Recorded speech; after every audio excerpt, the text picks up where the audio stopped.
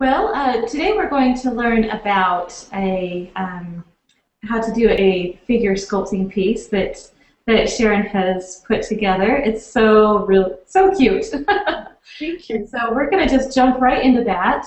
And then after this is all done, we will go through some questions. And then at the end, we'll do a giveaway for Sharon's Craftsy class, which will be great. And then I guess we'll just go ahead and move right into the the little picture tutorial part and have Sharon walk us through everything. Oh, here's a picture of your cake Happy. topper fondant Yeah. animals craftsy Yeah. class. That's Yeah. right. So it's got my signature lovebirds on there as well, and I created those maybe almost 3 years ago, and they've been on everything like wedding cakes, christening cakes, everything, and everyone's been asking me how to do them and things like that. So now here's your chance. You get to learn how to make them on a video as well. So Perfect. And they're so cute. thank you. And I love the little bunny and the pig playing in the mud. Oh, they're all adorable. Thank you. So these are really cute. And so you show how to make these, and then the Yeah. structural support inside of it and all of that. Yeah, and I break down all the animals except for the birds into basic shapes. So they're all derived from those kind of basic shapes that once you master, you'll be able to make, a whole bunch of different animals as well. Awesome. Well, great. I think that's a really good class to check Yeah. out. Okay, and we will go ahead and let you go from here and just walk us through. Okay, so we're going to be making a cute little monkey. And because this monkey is a little bit on the bigger side and his head is big, I have used styrofoam. So I've used basic shapes that you can find in an art store, a styrofoam ball and an egg. You can see the ball is bigger than the egg and the ball is for the head, but that's because I want the head to be big. It's fun to have the bigger heads. It makes them look I think it makes more. it look Yeah. really cute. Yeah. Yep. Oh. Yep. So what I said, the length of the egg should be almost the same size. So because with the shapes, I wanted the monkey to kind of sit at an angle. I didn't want him to sit straight up, so I have cut the tip of the egg shape at an angle. And the ball I have just cut a little bit flat, and this is so I can join the two pieces together. So you can see here they kind of fit together. Don't worry if they don't fit exactly together because we can patch back up that remaining seam with some fondant. So, Okay. So you can see the angle of the egg shape. mhm. And Interesting. so you'll also need to put a toothpick between both the head and the body so that they stick together. And you apply hot glue to each end of the toothpick and you stick them together. Okay, great. And can this be done with fondant or gum paste also? Or? Possibly if you're doing it smaller, it's not a problem, but because this is a little bit larger, if you're doing it with fondant and gum paste, I'd probably let the head dry a little bit before you do the body.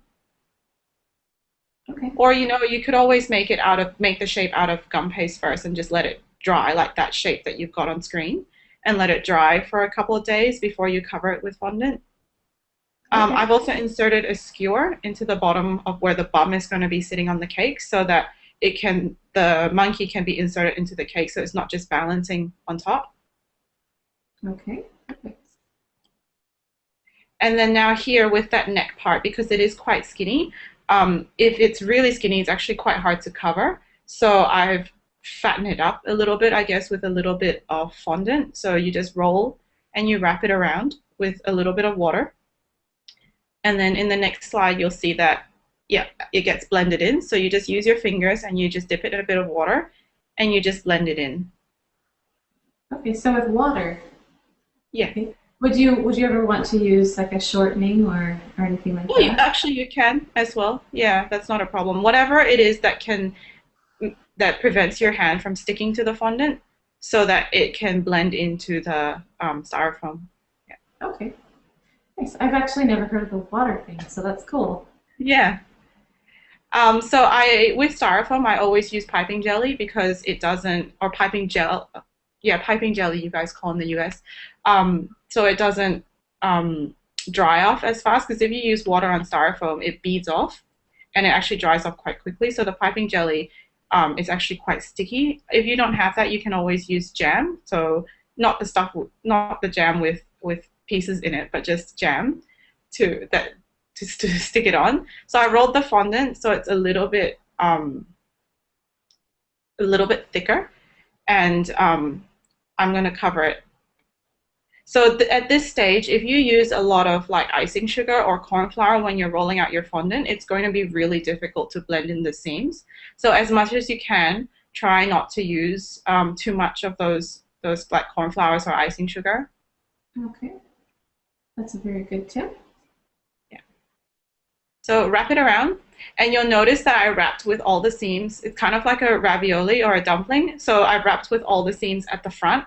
I want all the seams at the front because that's where his belly piece and his face piece is going to go. So most of the seams will get hidden.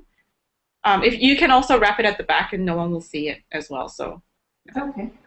yeah. So now using scissors, you just want to cut off the excess. So you can see that I've cut it off flush against the styrofoam piece. If you don't cut it off flush and you try and blend in the seams, you're going to get lumps. So you're going to get your monkey that's kind of round and then he's got a lump here. So you want to cut it as flat as possible. Okay, perfect.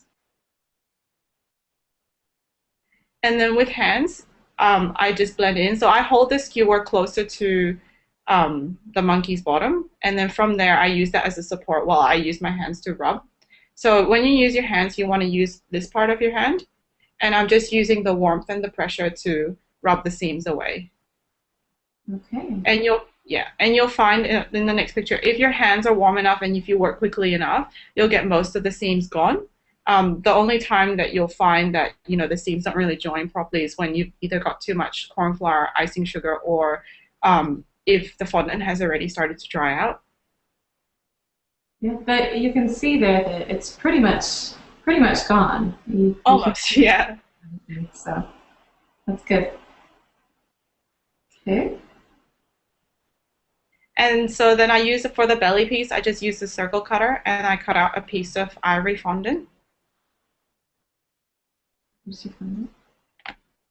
And then I just roll it a little bit with a rolling pin to stretch it into an oval shape. Mm-hmm. And then we stick it onto the belly of the monkey. And then I'm using my thumbs, you can see along the side, just to smooth and flatten down the edges a little bit so it doesn't look so much like just another piece stuck on. It looks like it's part of the body. Yeah. Mm-hmm. Softens it. And then for the head, same thing, large circle cutter. So here I am just measuring the size of the circle cutter that I need. Okay. And is there like something to look for to gauge that by? What?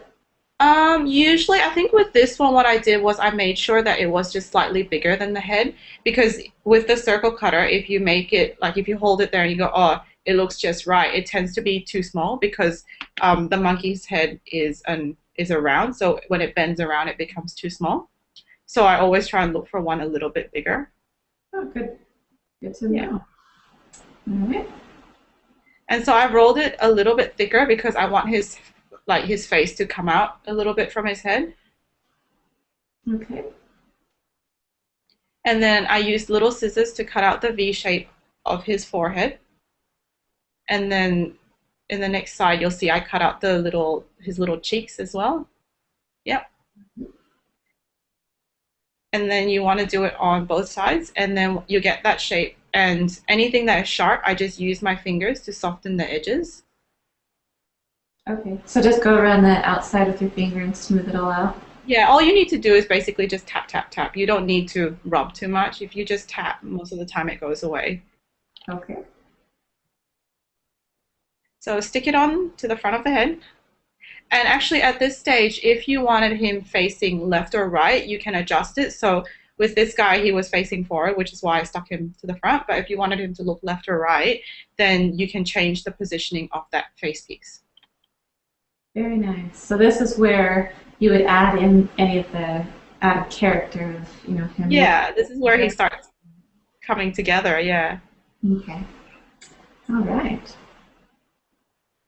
And then draw the smiles. So I use a frilling tool to mark the smile gently first to see how I like the positioning. If you're not so confident being able to do this freehand, you can always use the edge of a circle cutter So you can use the edge of a circle cutter and just press to indent to get the smile. Mm-hmm. It's a very cute smile.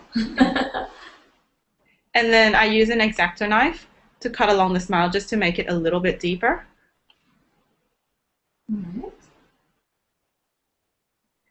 And then again, I use the frilling tool just to mark the edges to give him little dimples. Okay. And then same thing, I just go back again just to widen his little smile a little bit. And you can see now because of the X-Acto knife, how it's made a cut, it opens up and makes it just that little bit deeper. That's nice. And then his little nose, I just poke, poke with the frilling tool. He's starting to come together. Yeah.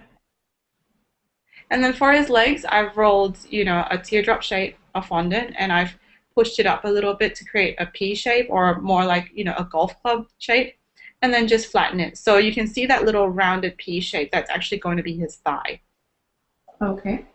Is there any kind of a tip that you give for, making, because, you have to do two legs and two arms and two hands.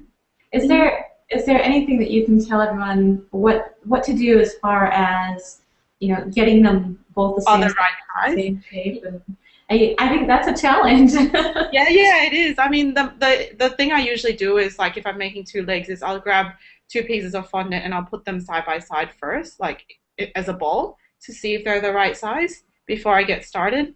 And then especially like if I'm doing hands, then I'll grab the ball, like two more balls at the same time, just to make sure they're a little bit smaller or a little bit bigger, depending on what I need them to be. If you're really OCD, you can weigh them to make sure that they're perfect, and then you'll know for sure that it's all good. Good. Okay.